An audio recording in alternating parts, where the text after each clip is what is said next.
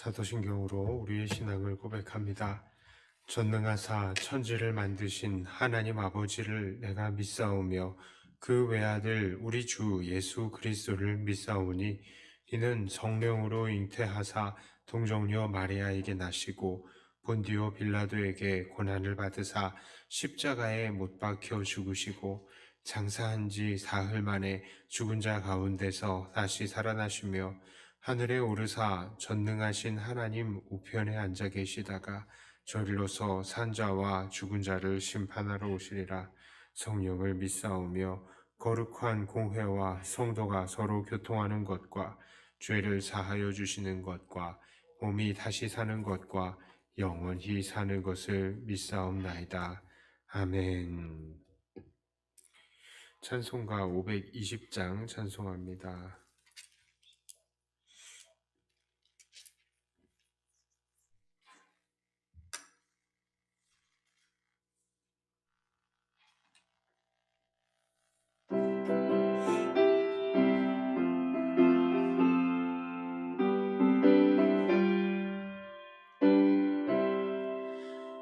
듣는 사람마다 복음 전하여 복스러운 소식들을 퍼치세.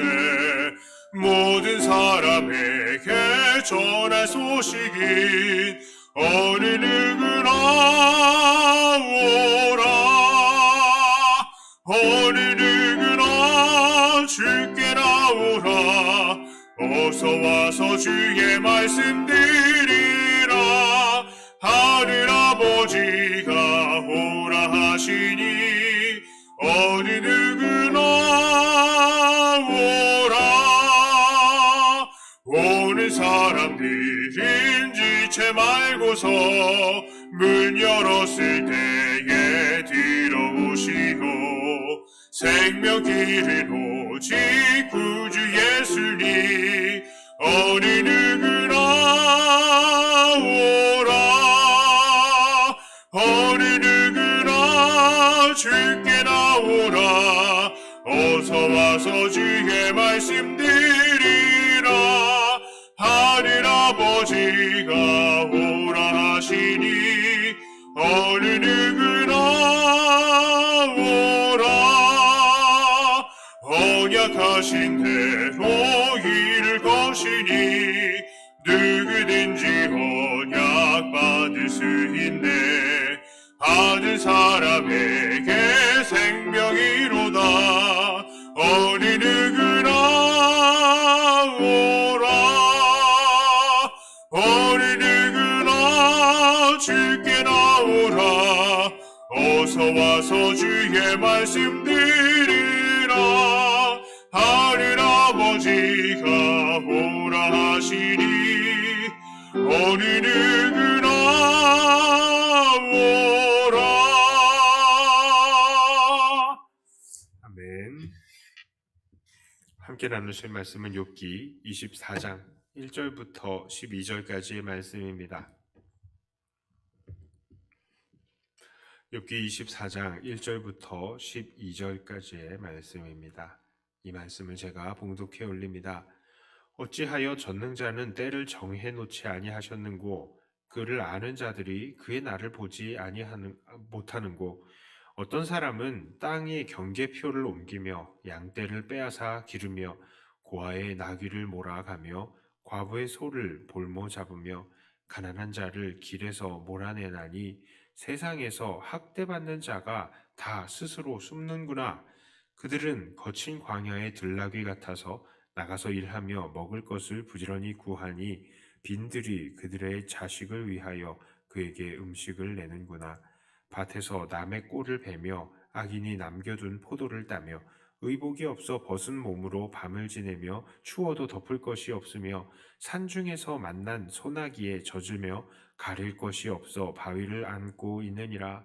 어떤 사람은 고아를 어머니의 품에서 빼앗으며 가난한 자의 옷을 볼모 잡았으므로 그들이 옷이 없어 벌거벗고 다니며 곡식 이삭을 나르나 굶주리고 그 사람들의 담 사이에서 기름을 짜며 목말라 하면서 술틀을 밟느니라. 성중에서 죽어가는 사람들이 신음하며 상한 자가 부르짖으나 하나님이 그들의 참상을 보지 아니하시느니라. 아멘. 자, 욥은 23장에 이어서 계속 말을 이어갑니다. 지난 23장에서는 그는 하나님께서 자기를 단련하신 이후에 자기는 정금같이 순금같이 나올 것이다 라고 고백을 했습니다. 자, 그런데 이제 그의 시선은 다시 악인들에게 돌아갑니다. 욥은 그의 말을 왜 하나님께서는 마지막 날 심판 날을 정해놓지 않으셨는가 이렇게 말을 했는데요. 자, 이 정해놓지 않는다, 이것은 이 심판의 날을 사람들에게 예고하지 않으셨는가, 이것 때문에 이렇게 말을 하는 겁니다.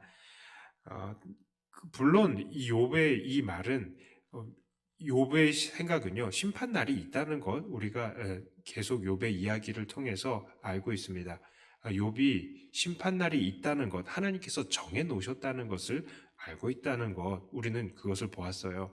그런데 여기서 정해 놓지 않은가 이렇게 이야기를 하는 것은 그것을 사람들에게 이날 심판이야 라고 딱 정하고 선포하시지 않은 것을 이야기를 하는 겁니다.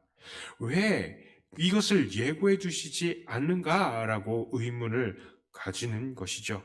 자, 왜 그렇습니까? 이 멸망의 날이 정확하게 예고가 되어 있지 않으니 사람들이 방자해진다라는 것입니다. 그래서 이 세상에는 악이 창궐하고 있다라고 말을 하는 것이죠. 오늘 욥이 호소하고 있는 이 악인들의 모습은 어떠했습니까? 본문에서 욥이 고발하는 악인들은 바로 약자들을 돕지 않는 그런 사람들이었습니다. 아니, 오히려 이 악인들은 약자들을 소극적으로 돕지 않는 것을 넘어서 아주 적극적으로 약자들의 것들을 빼앗고 정말 이 사람들을 괴롭히는, 착취하는 사람들이었습니다. 그래서 땅의 경계표를 옮겼고요, 양떼를 빼앗았습니다. 고아와 과부의 소유를 빼앗고 가난한 자들을 학대한 것입니다.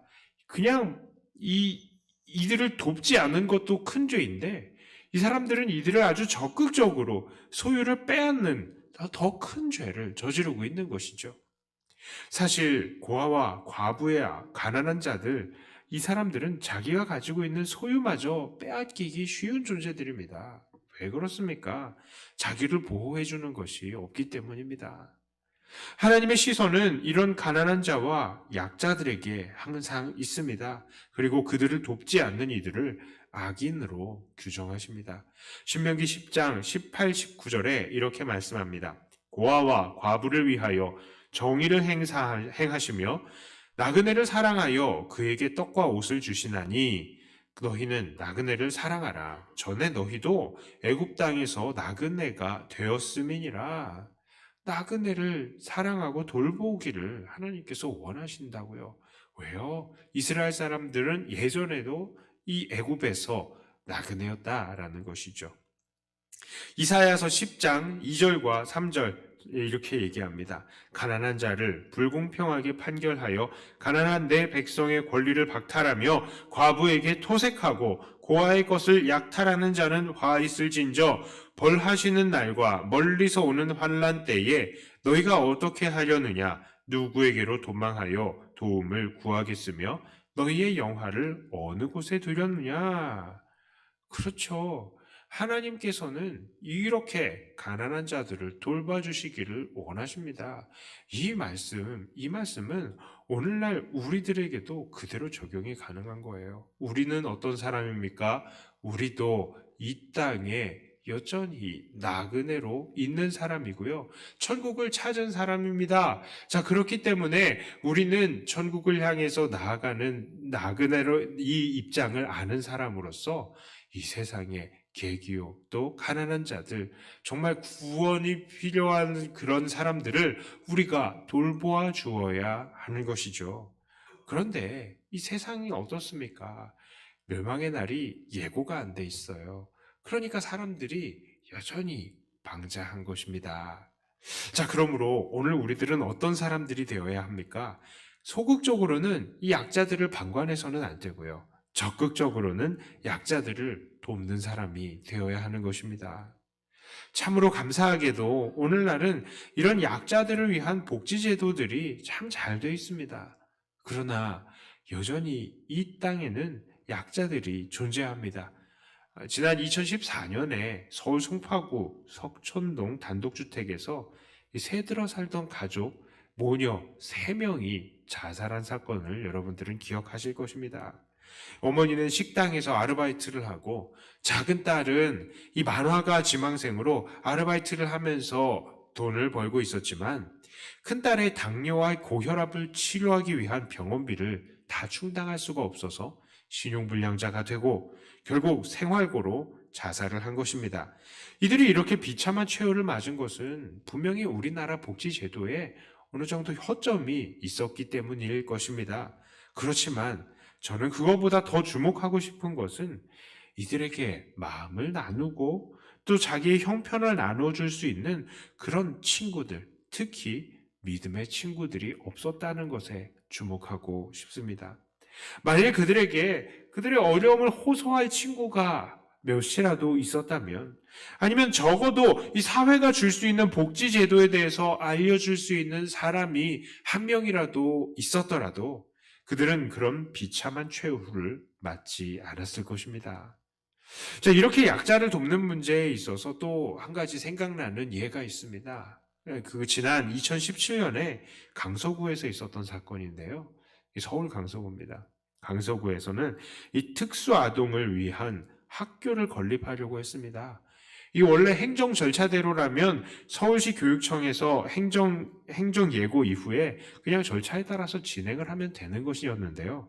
그런데 그 강서구 국회의원이 그 자리에 한방병원을 건립하겠다고 공약을 했습니다. 그리고 이것으로 구 주민들은 특수학교보다 한방병원이 낫겠구나 이렇게 생각을 하면서 이 국회의원을 옹호하기 시작한 것이죠. 이 특수학교를 건립하고자 하는 측은 그래도 학교는 주민들이랑 상생을 해야 되니까 한번 이 토론의 장을 마련하자 이렇게 해서 자리를 마련했어요. 하지만 주민들은 거기에 거세게 반발했고요. 이 학부모들은 정말 주민들에게 무엇이라도 해야 되겠다는 마음으로 무릎을 꿇고 또 어떤 사람은 절까지 하면서 학교 건립을 허가해달라고 할 정도였습니다. 하지만 그 모습을 보고도 국회의원인 김모 씨는 자리를 박차고 일어났습니다. 주민들도 요지부동이었습니다. 어려운 이들을 위해서 꼭 필요한 시설이지만 이들은 이렇게 이 특수학교 건립을 반대를 한 것입니다. 그 이유는 무엇입니까? 집값 때문입니다. 집값. 만약에 한방병원이 들어온다면요, 자기들의 생활은 더 편리해질 것이고 또 집값도 오르는 거예요. 서울 집값은 한번 오르면 엄청나게 오르니까 이 사람들은 이 특수학교보다 한방병원을 좋아하지 않을 수가 없었던 것입니다. 이것이 우리 사회입니다. 그리고 이것이 우리의 모습인 것입니다. 저는 그 모습을 보고 정말로 궁금했습니다. 저 국회의원이야. 원래 저렇게 표를 가지고 먹고 사는 더러운 놈이니까 그래, 이 인간은 원래 그런 인간이야 하고 넘어갈 수도 있겠지만 저렇게 특수학교 건립을 반대하는 주민들, 이 주민들 중에 과연 기독교인은 없었을까? 저는 그런 생각이 들었어요. 없었을까요? 아니요, 분명히 있었을 겁니다. 한두 명도 아니고 10명, 20명도 아닌 그런 사람들이 기독교인이 없었을까요? 한 명이라도 있었겠죠. 그럼에도 그들이 이렇게 모두 학교 건립에 반대했다는 것은 그만큼 그들이 섬기는 것이 하나님이 아니라 바로 그들의 돈이라는 것을 증명해 보여주고 있는 것입니다. 그렇습니다. 이것이 우리의 사회의 모습일 뿐만 아니라요, 우리 믿는 자들의 현 주소인 거예요.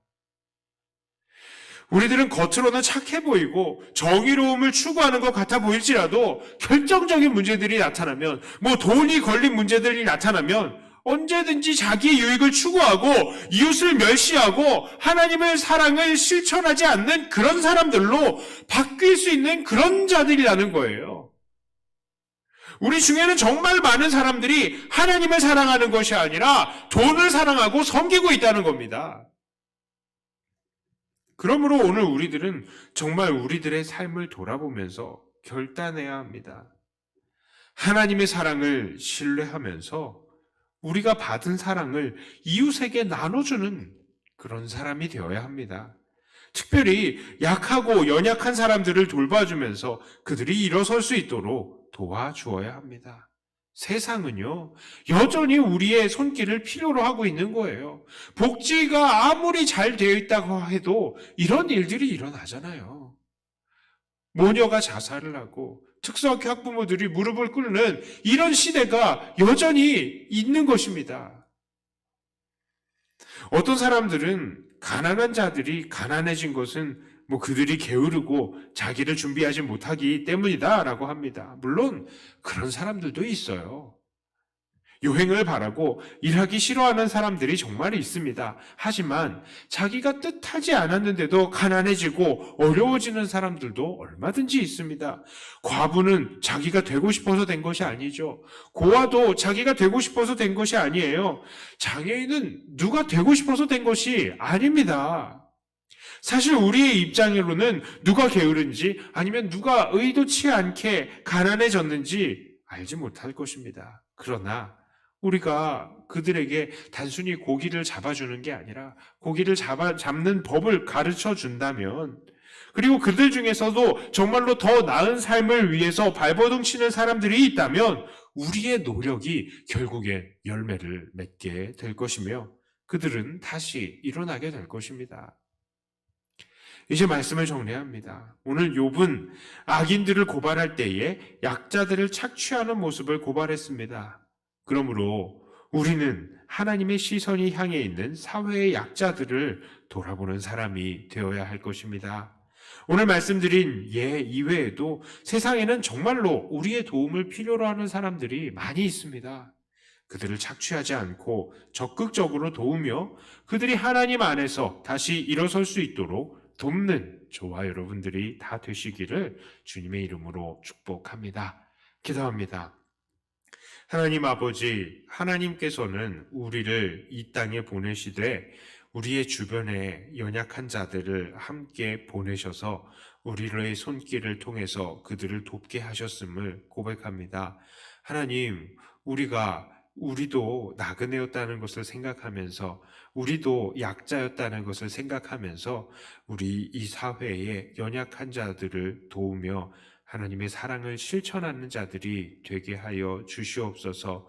우리가 모든 것들을 다 주기는 어려운 그런 우리도 연약한 형편들이 있지만 그러나 우리가 사랑의 마음으로 그들을 관심을 가지고 위해서 기도하고 그들을 위해서 도와줄 때에 또 하나님께서는 우리의 이 형편과 사정과 이 중심을 아시고 우리를 통하여서 더 놀라운 일들을 일으켜 주실 줄을 믿습니다. 우리가 결단만 하고 또 시작을 하는 그런 사람들이 되게 하여 주시옵소서. 하나님, 오늘은 주일입니다. 주일 온전히 아버지 하나님 앞에 기쁨으로 드릴 수 있는 한 날이 되게 하여 주시고 오늘부터 주일학교 예배가 시작이 됩니다. 하나님, 우리 학생들 정말 많이 모여서 함께 기쁨으로 하나님 예배할 수 있게 하여 주시고 아무래도 우리가 이 방역에 더 철저하게 신경을 쓰면서 이 건강 부분에 있어서 또 아무런 말이 나오지 않도록 하나님께서 은혜의 은혜를 함께 하여 주시옵소서. 이 시간 기도하는 동안에 아버지 하나님을 더욱더 깊이 만나길 원하며 우리 주 예수님 이름으로 간절히 기도 드리옵나이다. 아멘. 하늘에 계신 우리 아버지여, 이름이 거룩히 여김을 받으시오며 나라의 임하옵시며 뜻이 하늘에서 이루어진 것 같이 땅에서도 이루어지이다. 오늘날 우리에게 일용할 양식을 주옵시고 우리가 우리에게 죄 지은 자를 사하여 준 것 같이 우리 죄를 사하여 주옵시고 우리를 시험에 들게 하지 마옵시고 다만 악에서 구하옵소서. 대개 나라와 권세와 영광이 아버지께 영원히 있사옵나이다. 아멘. 하는 말씀 가지고 또 교회를 위해서 기도하시고 각자 가지고 나오신 기도